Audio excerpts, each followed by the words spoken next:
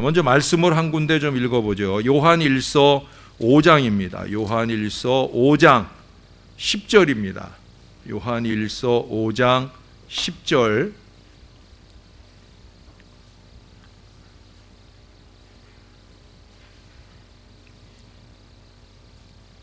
같이 한번 읽을까요? 요한일서 5장 10절입니다. 시작. 하나님의 아들을 믿는 자는 자기 안에 증거가 있고 하나님을 믿지 아니하는 자는 하나님을 거짓말하는 자로 만드나니 이는 하나님께서 그 아들에 대하여 증언하신 증거를 믿지 아니하였음이라. 아멘. 예. 오늘은 구원의 확신을 꾸준하게 가지고 유지하는 데 있어서 장애가 되는 것은 무엇이냐 하는 것을 꼽아보려고 합니다. 가지수는 6가지인데 제가 간단하게 여러분들에게 말씀을 전해드리도록 하겠습니다. 구원의 확신을 갖는 데 있어서 장애물, 무엇이 자꾸 이 확신을 무너지게 하고 어떤 경우엔 심지어 이 확신을 내팽개치고 영원한 지옥 자식이 되는 경우들도 많이 있어요. 특별히 우리 교회는 오래전에 큰 어려운 시기들을 지나면서 우리의 다음 세대, 우리 아이들 가운데 지금 신앙에서 떨어져 있는 그런 아이들이 많이 있습니다. 저의 제일 된 기도의 제목이고 제가 늘 몸부림치며 기도하는 아주 중요한 일입니다. 그래서 이제 그런 부분들을 생각하면서 우리들도 누구나 다 이 장애물의 시험에 빠질 수 있어요. 그러지 않기 위해서 무엇이 우리를 이런 구원의 확신을 약하게 만드는 것들인가 하는 것들을 우리가 점검할 필요가 있다고 보여집니다. 첫째는 다름 아니라 하나님의 말씀을 믿지 못하는 것. 에이 설마 구원의 확신을 가진 사람이 아니 어떻게 하나님의 말씀을 못 믿어? 라고 생각하시는 분들이 아마 여기 대부분일 거예요. 그런데 의외로 하나님의 주신 이 모든 말씀을 한결같이 믿지 못하는 그런 연약하고 어리석은 분들이 있다는 거예요. 심지어 입으로 예수를 구주로 시인하는 이 입술로 이 하나님의 말씀을 부정하는 어리석은 말을 툭툭 던져놓는 경우가 많이 있다는 거예요. 또 하나님의 말씀을 믿지 못하는 것 같은 그런 언행 불일치의 삶을 살아가는 경우들이 많이 있다는 거예요. 여러분 오늘 본문에 말씀하죠. 하나님의 아들을 믿는 자는 자기 안에 증거가 있고 하나님을 믿지 아니하는 자는 하나님을 거짓말하는 자로 만드나니 이는 하나님께서 그 아들에 대하여 증언하신 증거를 믿지 아니하였다. 예수에 대한 증거를 믿지 않았다. 근데 예수에 대한 증거를 믿지 않는 것과 하나님의 말씀을 믿지 않는 것이 무슨 상관이 있느냐는 거예요. 우리는 예수는 믿어도 말씀 가운데 어떤 거는 에이 설마 그럴까 하는 생각이 드는 것이 있지 않겠느냐라고 말할 수 있는데 그러면 안 되는 거예요. 왜 그래요? 요한복음 1장에 분명히 말씀했잖아요. 태초에 말씀이 계시니라. 이 말씀이 거기에선 뭐라고 얘기했다고 그랬어요? 로고스라고. 이 로고스는 곧 누구라고요? 예수 그리스도라고.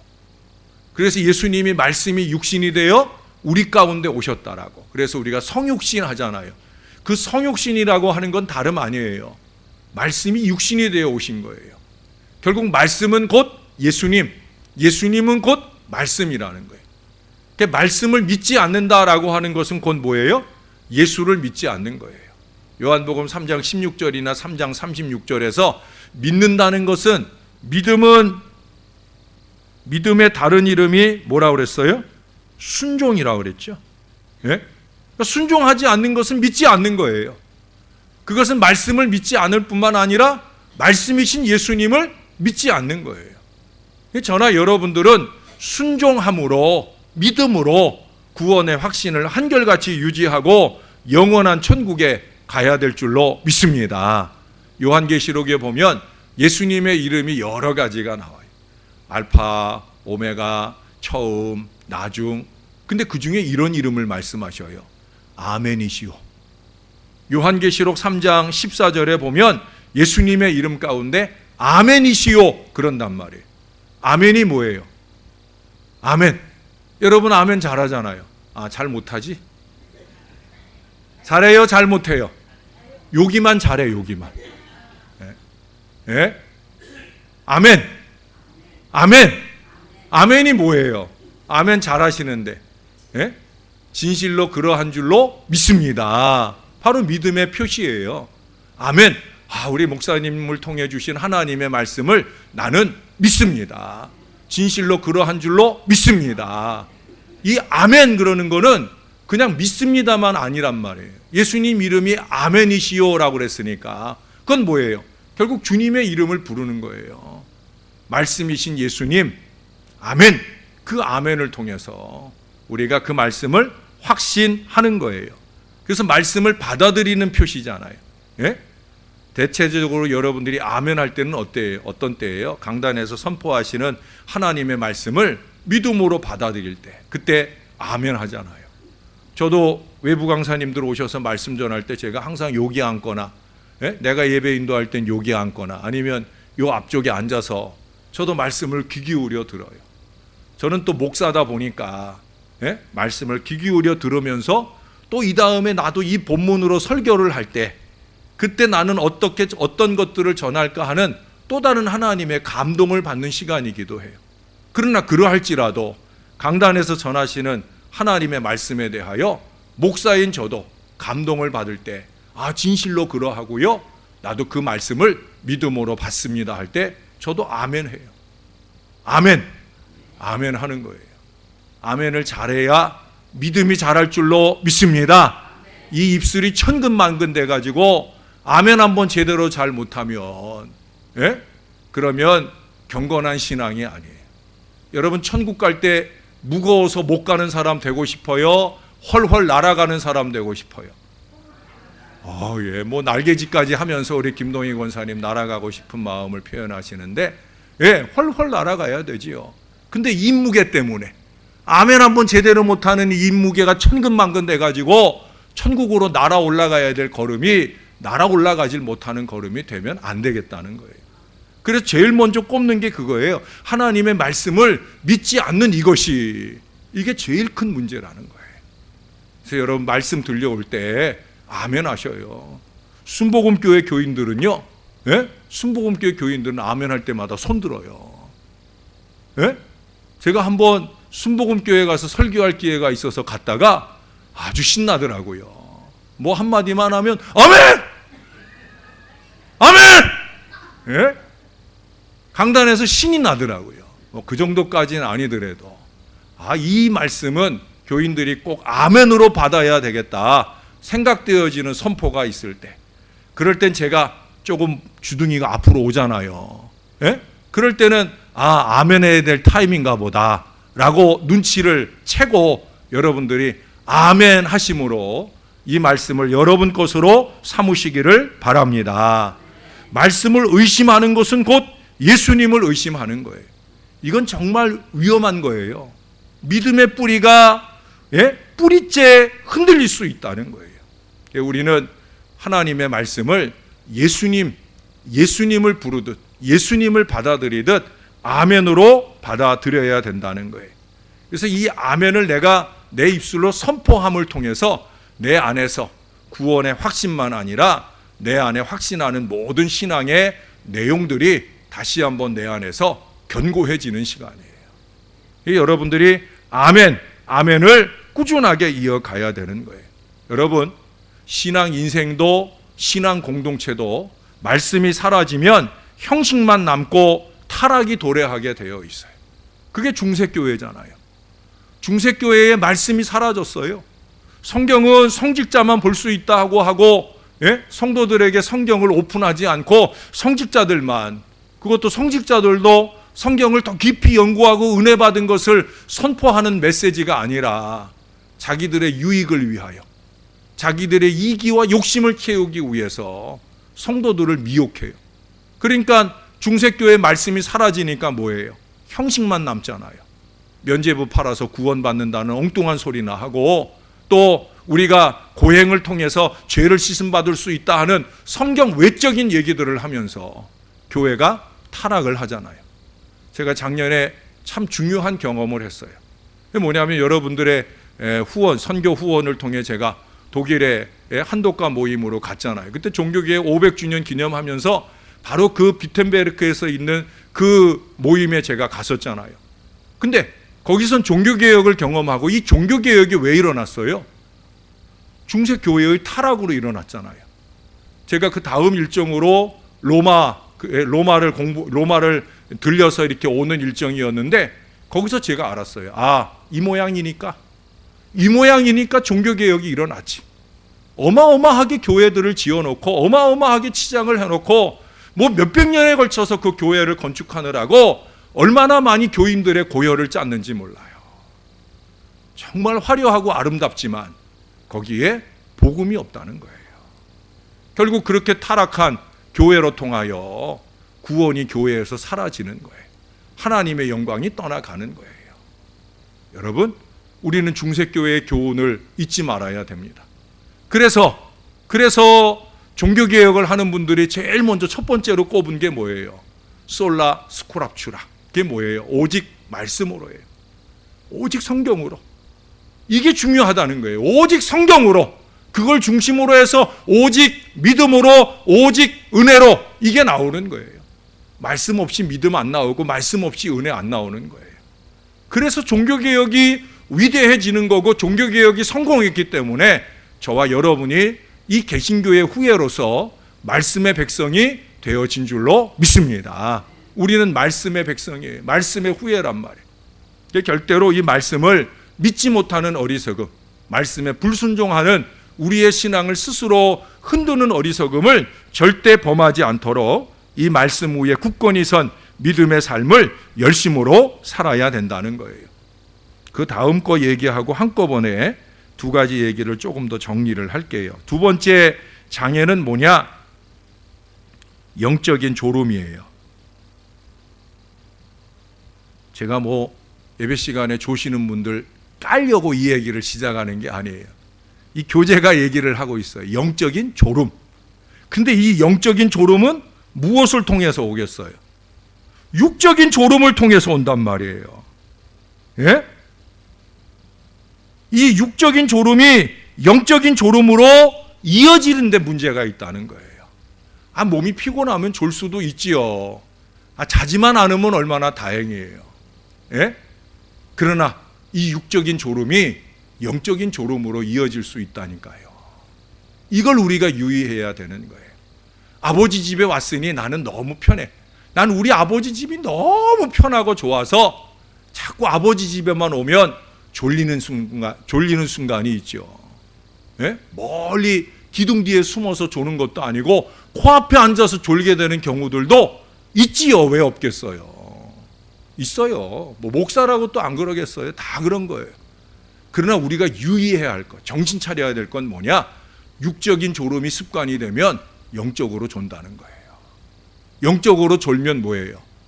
시험에 들 수 있다는 거예요. 구원의 확신이 무너질 수 있다는 거예요. 여러분, 영적인 졸음, 영적인 침체는 잠시도 용납해서는 안 되는 거예요. 잠시 쉬었다 가자 하다가 아주 쉬게 될 수가 있어요. 저는 정말 목회 여정 중에 그런 사람 보았어요. 네, 권사님인데 목사님 잠시 쉴게요. 교인들하고 싸우고 다투고 잠시 쉴게요. 잠시 쉬려면 차라리 다른 교회 가서라도 예배하고 자기의 영적인 졸음에 빠지지 말아야 되는데 잠시 쉬는 게 예배를 쉬기 시작하더니 나중에는 그 집에서 굿한다는 얘기도 제가 들었어요. 정말 그래요, 여러분. 영적인 졸음이라는 게 무섭습니다. 왜? 기본적으로 우리나라 사람들의 마음속에 있는 종교성, 특히 교회 권사님쯤 되면은 이 종교성이 강하거든요. 근데 이게 영적으로 무너져 버리면 마음으로는 무언가 그 종교성을 풀어보고 싶은 마음들이 생기기 때문에, 그런데 영적으로 죽어 있으니까 하나님께 그 마음을 풀지 못하고 엉뚱한 곳에 머리 들이밀고 심지어 정말 그렇게 구판을 벌리는 권사님도 제가 본 적이 있어요. 심각한 얘기죠. 그런데 그럴 수 있다는 거예요. 여러분, 은혜를 잘 지켜야 됩니다. 제가 오늘도 예담에 가서 군종들 한 80여 명 많은 병사들이 와가지고 은혜를 받는데, 제가 오늘 그들에게 전한 말씀의 주제가 은혜를 지키는 법이에요. 은혜를 지키는 법. 은혜를 받는 것도 중요하다는 거예요. 우리 한국교회는 은혜를 많이 받아요. 인터넷이며 뭐 스마트폰이며 뭐 은혜 받을 통로가 얼마든지 많아요. 은혜의 홍수 시대라는 얘기까지 해요. 그런데도 불구하고 10년 전보다 20년 전보다 30년 전보다 오늘 한국교회는 은혜가 점점 사라져가고 있어요. 밑빠진 독에 물을 붓고 있는 시대가 되고 있단 말이에요. 강단에서 아무리 땀을 삐질삐질 흘리며 하나님의 말씀으로 은혜를 끼치려고 해도 그 은혜가 마음 안에 담아지진 않아요. 은혜에 밑이 빠져가지고 다 사라져 버린단 말이에요. 보라, 지금은 은혜 받을 만한 때요, 보라, 지금은 구원의 날이라고 바울이 우리들에게 선포해 주었음에도 불구하고 은혜가 지켜지질 않아요. 왜 그래요? 은혜를 가볍게 여기기 때문에 그래요. 은혜를 무시하기 때문에 그래요. 그까짓 은혜 오늘 안 받아도 다음 주에 또 받지.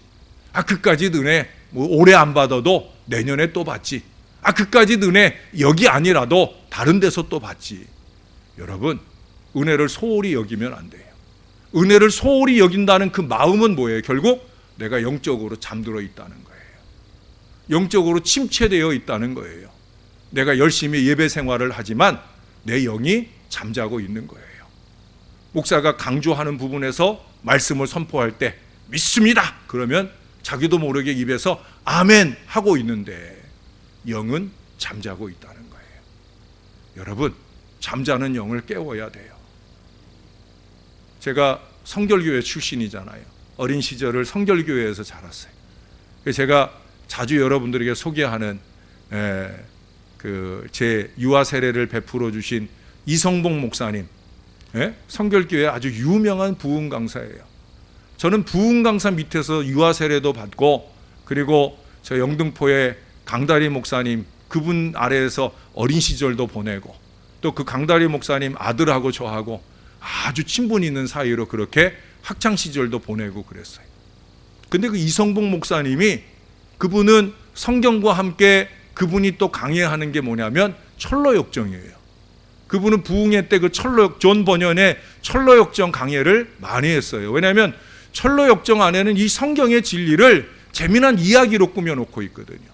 근데 거기에 주인공인 그 기독도가 순례자가 그만 두루마리를 잃어버립니다. 두루마리라는 건 곧 하나님의 말씀을 잃어버려요. 그 순례의 길에 안내, 지도와 같은 그 두루마리를 잃어버려요. 언제 잃어버리냐? 잠들었다가 사라져 버리는 거예요. 우리의 육이 잠드는 것, 이거는 뭐 잠깐이니까 이건 아무 문제 아니에요. 그보다 더 중요한 건 영이 잠들어 버리면 그 잠들어 버린 순간에 말씀을 잃어버리고, 더 중요한 건 은혜를 다 까먹고, 더 중요한 건 새 은혜가 들어와도 그 은혜를 은혜로 담을 수 있는 영적인 상태가 유지되지 않고 있다는 거예요. 사랑하는 여러분, 영적인 잠에서 깨어나야 합니다. 우리 말씀을 한 군데 더 보십시다. 요한 1서 1장으로 갈게요. 우리 5장에서 1장으로 갑니다. 1장 9절입니다. 9절 시작. 만일 우리가 우리 죄를 자복하면 그는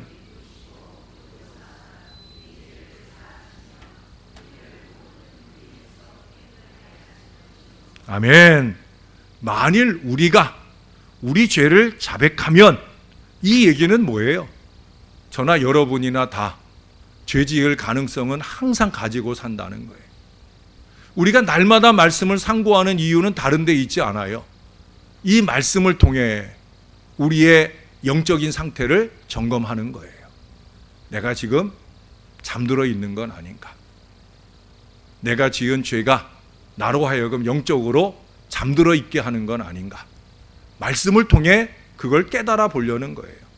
그리고 말씀을 통해 깨달으면 다른 거 없다는 거죠. 뭐예요? 자백하는 거예요. 그는 미쁘시고 의로우셔서 우리 죄를 사하시며 우리를 모든 불의에서 깨끗하게 하실 분이다.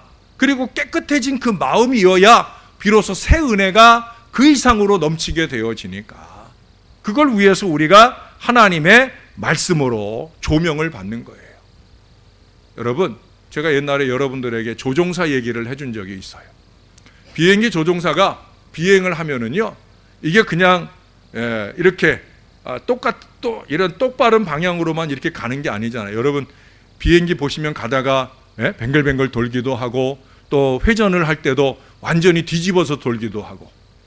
근데 이게 하늘 위에서 그게 회전을 하고 돌고 이러면은요, 내가 지금 똑바로 있는 건지 거꾸로 있는 건지 옆으로 있는 건지 이 감각이 없어요. 왜? 기준이 되는 게 없잖아요. 예를 들어서 저기 산이 있으면 산을 기준으로 해서 내가 지금 뒤집어져 있구나 해서 똑바로 갈 수 있는데, 구름 위에 완전히 구름 위에 있는 경우에는 기준으로 삼을 수 있는 게 없는 거예요.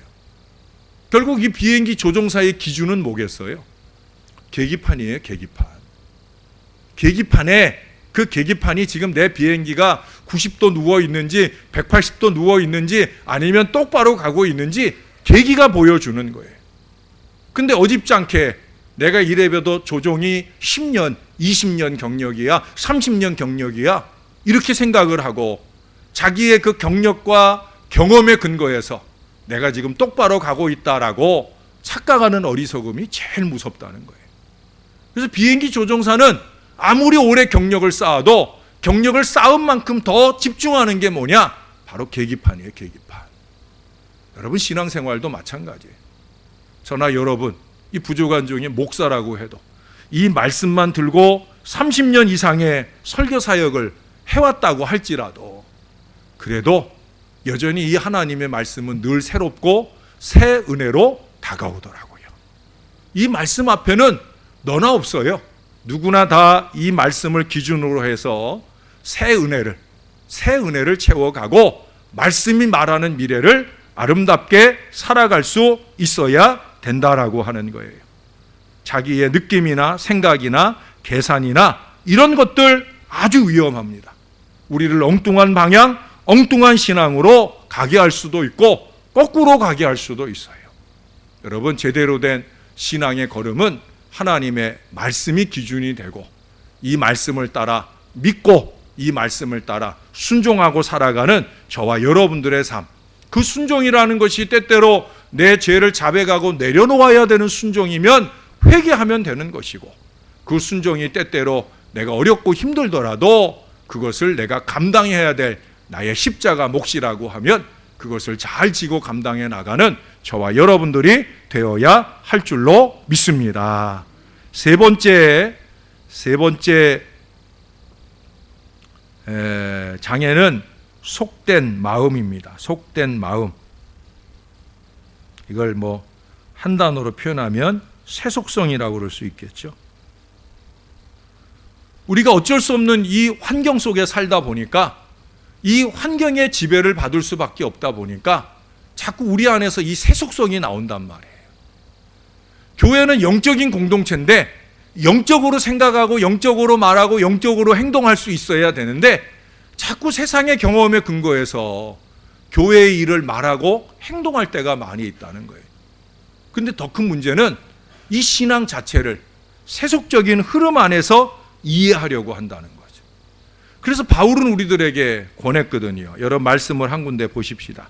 먼저 요한 1서를 덮지 마셔요. 요한 1서 2장을 또 봐야 되니까 거기 덮지 말고 잠깐 우리 로마서 12장으로 왔다 갈게요. 로마서 12장. 여러분들이 거의 외우시는 말씀이긴 한데 그래도 한 번 더 눈으로 확인하겠습니다. 제가 여러 번 강조해 드리는 얘기고 제 스스로 안에서도 살아보려고 하는 것이고 또 여러분들에게도 자주 말씀드리는 거예요. 우리 12장 1절 2절 같이 한번 읽어볼게요. 시작. 그러므로 형제들아, 내가 하나님의 모든 자비하심으로 너희를 권하노니 너희 몸을 하나님이 기뻐하시는 거룩한 산 제사로 드리라. 이는 너희가 드릴 영적 예배니라. 너희는 이 세대를 본받지 말고 오직 마음을 새롭게 함으로 변화를 받아 하나님의 선하시고 기뻐하시고 온전하신 뜻이 무엇인지 분별하도록 하라. 아멘.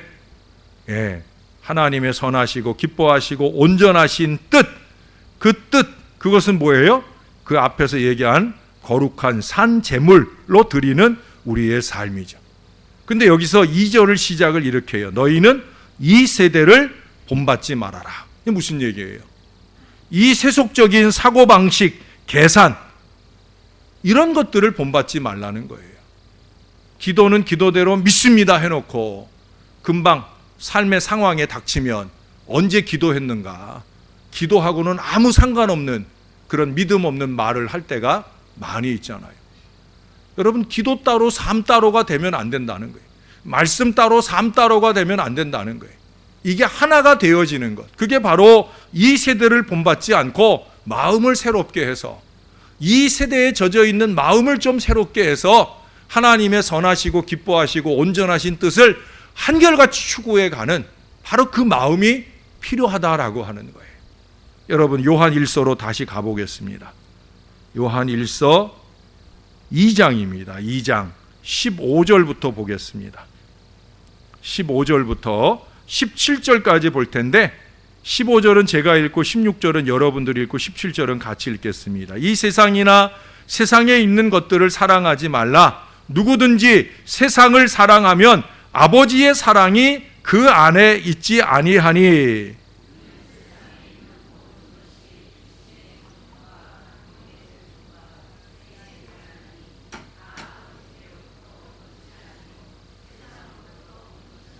이 세상도 그 정욕도 지나가되 오직 하나님의 뜻을 행하는 자는 영원히 거하느니라. 아멘. 예. 뭐 제가 더 설명이 필요 없는 얘기예요. 이 생의 자랑, 또 세상의 정욕, 육신의 정욕, 안목의 정욕, 먹음직하고 보암직하고 지혜롭게 할 만큼 탐스러워 보이는 그 선악을 알게 하는 나무의 실과를 따먹지 말라니까요.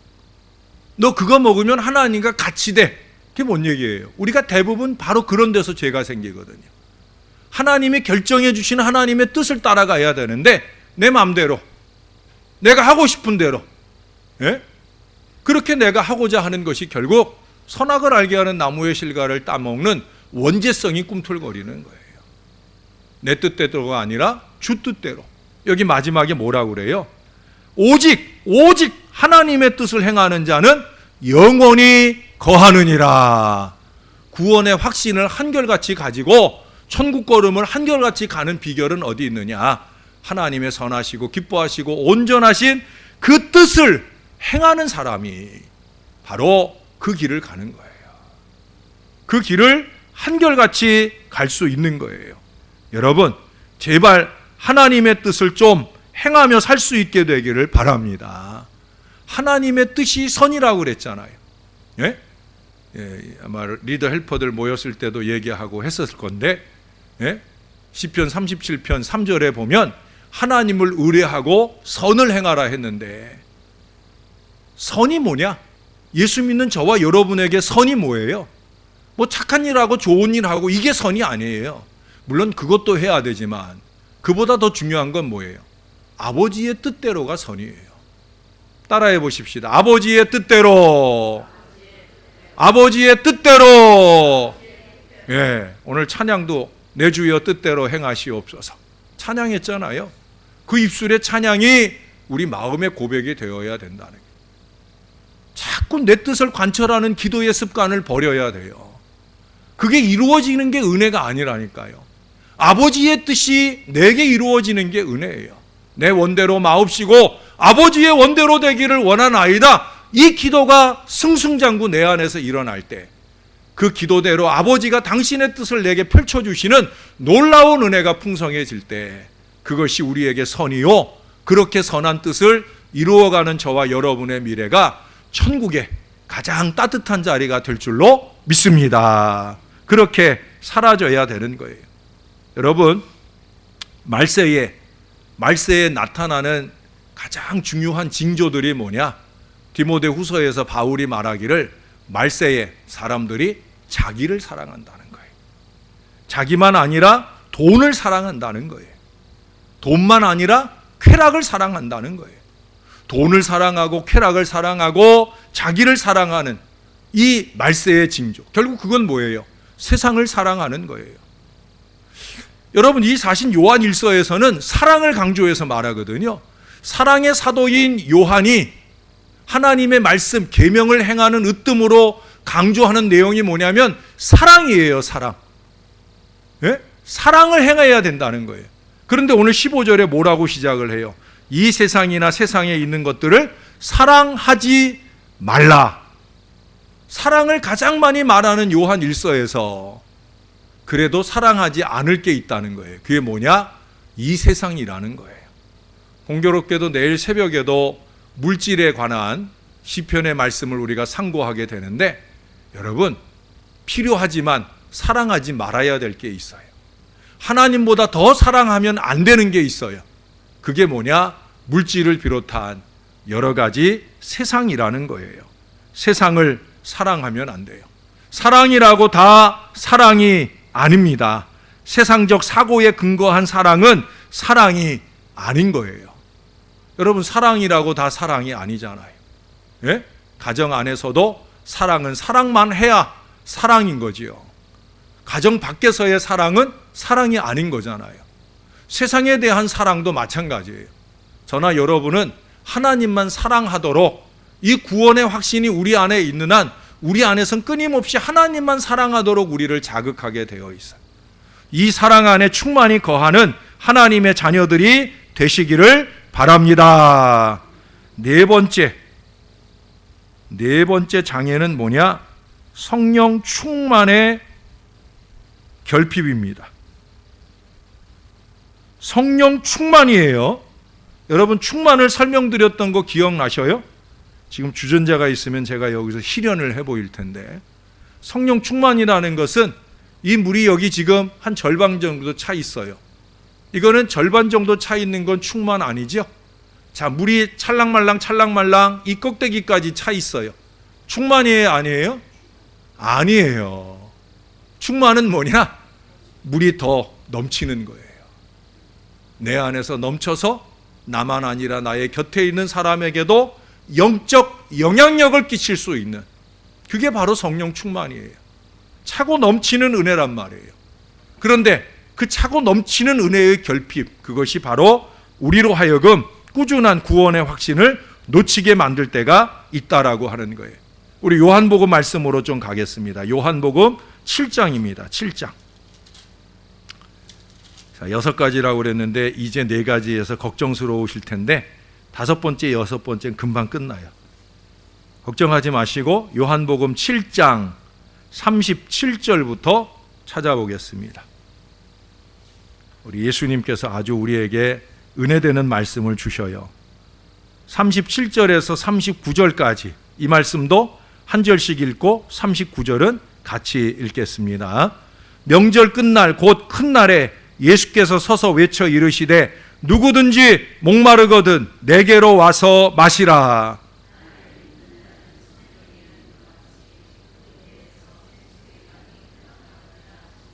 이는 그를 믿는 자들이 받을 성령을 가리켜 말씀하신 것이라. 예수께서 아직 영광을 받지 않으셨으므로 성령이 아직 그들에게 계시지 아니하시더라. 아멘. 자, 38절 보니까 제 말이 거짓말이에요? 참말이에요? 참말이죠? 거기 그러잖아요. 그 배에서 생수의 강이 흘러 나오리라.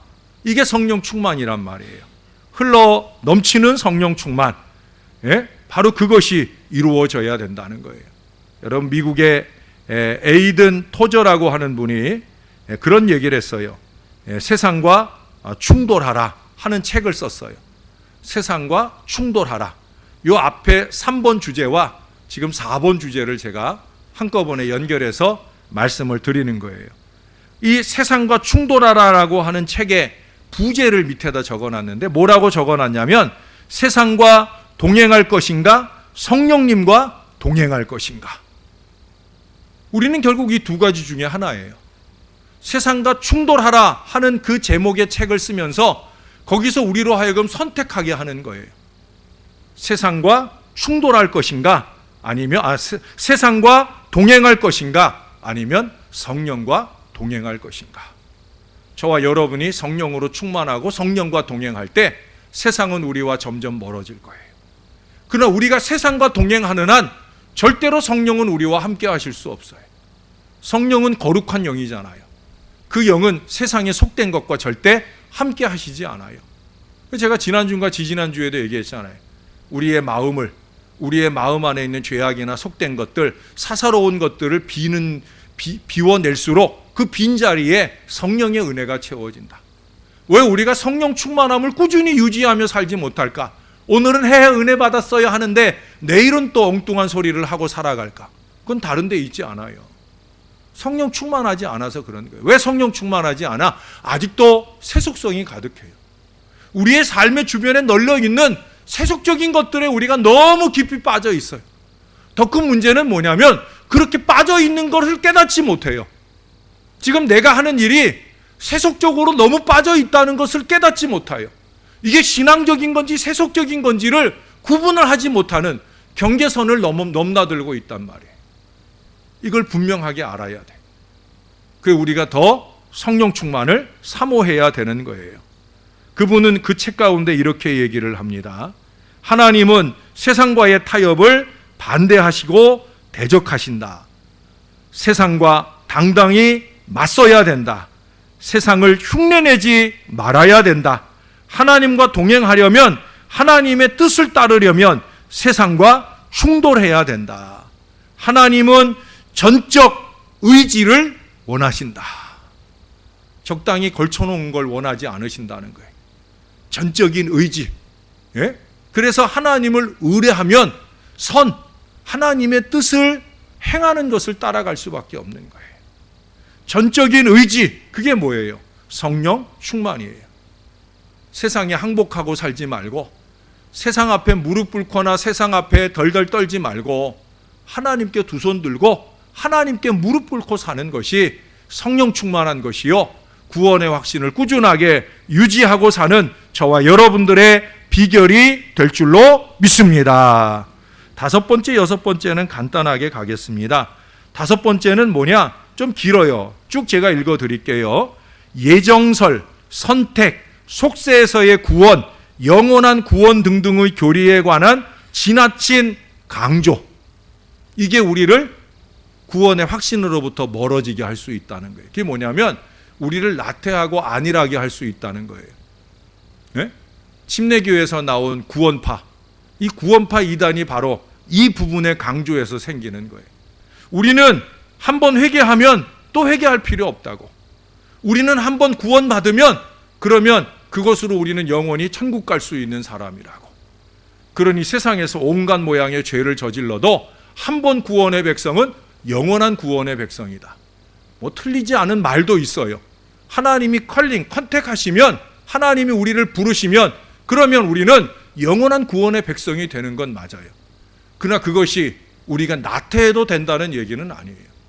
그러면 만일 우리가 우리의 죄를 자백하면 이라는 말씀들을 해놓을 이유가 없는 거잖아요. 우리는 끊임없이 시험 들 수 있는 사람이고 죄에 무릎 꿇을 수 있는 사람이라는 거죠. 그러니 우리가 나태하고 안일함으로 빠질 수 있는 이 영원한 구원이라든지 속세에서의 구원이라든지 예정이라든지 이런 부분이 너무 강조되어도 안 된다는 거예요. 물론 그 부분이 없는 건 아니라는 거예요. 그 부분도 있다, 그 부분도 믿는다. 그러나 그것이 전부가 아니라는 사실을 잊지 말아야 된다는 거예요. 그래서 항상 말씀을 통해 우리를 점검하고 새로워져야 된다. 그래서 여섯 번째 꼽는 게 그거예요. 여섯 번째 꼽는 게 뭐냐면 죄와 죄 타락입니다. 죄와 죄 타락. 항상 이 가능성이 우리에게는 있다는 거예요. 왜? 우리가 구원의 확신을 가진 순간 그동안에 우리의 영혼에 꽂아있던 깃발은 사단의 나라 영토의 깃발이었는데 이 깃발을 뽑아 내던지고 여기 하나님 나라 깃발이 딱 꽂혔단 말이에요. 그걸 사단이 쉽게 그냥 용인하고 보고 있겠어요? 아니죠. 더군다나 이제 마지막 때 자기가 심판을 받을 때 이제 우리가 영원한 천국에 이르러야 될 때 그때가 되면 더더욱 더 발악을 하는 거예요. 이 깃발 내팽개치고 자기의 깃발을 다시 우리 가운데 꽂아 넣으려고 갖가지 모양으로 그렇게 시험을 하고 고난을 하고 그렇게 우리로 하여금 죄에 무릎 꿇게 만든다는 거예요. 우리의 입술이, 우리의 마음이, 우리의 삶이 하나님 보시기에 안타깝게 하나님의 뜻을 외면하며 살아가도록 사단이 끊임없이 획책한다는 거예요. 그것에 넘어지면 안 된다는 거예요. 그래서 요한 사도가 아까 말씀드렸던 요한 1서 1장 9절의 말씀을 준 거예요. 만일 우리가 우리 죄를 자백하면, 네? 만일 우리가 우리의 죄를 자백하면, 우리는 누구나 죄로 인해 타락할 수 있는 사람이지만 그럼에도 불구하고 하나님의 말씀을 통해 죄가 깨달아질 때 아이고 하나님 내 탓입니다, 내가 잘못했습니다 하고 두 손 들고 회개할 수만 있다면, 무릎 꿇을 수만 있다면 하나님은 우리를 용납하시고 영원한 구원의 도성으로 우리를 다시금 이끌어 가실 줄로 믿습니다. 여러분, 이 6가지 장애가 끊임없이 순환하면서 우리의 삶으로 들어오려 합니다. 우리의 영혼으로 들어오려 합니다. 저나 여러분들이 정신을 바짝 차려야 합니다. 우리는 영원한 천국의 백성이다, 하늘나라 자녀다 하는 사실을 놓치지 마시고 하나님의 선하시고 온전하시고 기뻐하신 그 뜻을 한결같이 추구하며 가는 저와 여러분들의 믿음의 걸음이 우리 천국으로 가는 걸음이고, 우리 안에 충만한 그 은혜가 우리 곁에 있는 이들에게까지도 선한 영적 영향력을 미치는 아름다운 믿음의 삶이 되시기를 주님의 이름으로 간절히 축원합니다. 기도하겠습니다. 이 시간 기도할 때 하나님, 이렇게 크고 작은 많은 장애들이 있음에도 불구하고 우리는 영원한 천국 걸음 한결같이 걸어가는 성령 충만한 사람 되게 해달라고, 아버지 뜻대로 사는 사람 되게 해달라고 우리 간절하게 한번 기도하겠습니다. 아버지, 우리가 돌아오게 하시니 감사합니다.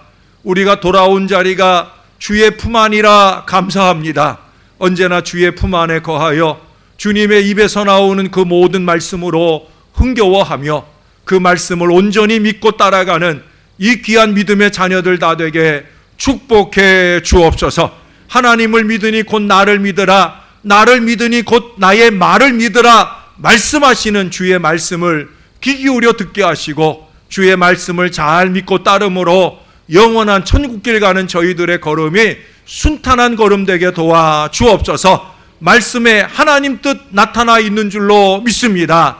이 말씀에 비추어 하나님의 뜻을 분별할 때마다 그 뜻대로 행하며 사는 저와 이 모든 자녀들 되게 하여 주옵소서. 무엇보다 말씀의 은혜가 우리 안에 충만히 거할 수 있도록 성령의 충만함을 더하여 주옵소서. 하늘 아버지 귀하고 놀라운 은혜 속에 승리할 이 백성들 다 되게 주님이 도와 주옵소서. 주일을 향해 남은 3일을 삽니다. 매 순간마다 내가 하나님 백성인 것 잊지 말게 도와주시고, 너무 세속적 즐거움에 푹 빠져 지내느라고 하나님 백성인 걸 잊고 사는 어리석은 범하지 않게 도와 주옵소서. 더욱더 주의 백성으로 거룩한 하나님의 자녀로 사라지는 모든 노력들이 우리가 어디를 가든지 무엇을 하든지 누구를 만나든지 한결같이 이루어지고 나타나도록 은혜를 베풀어 주옵소서. 감사합니다.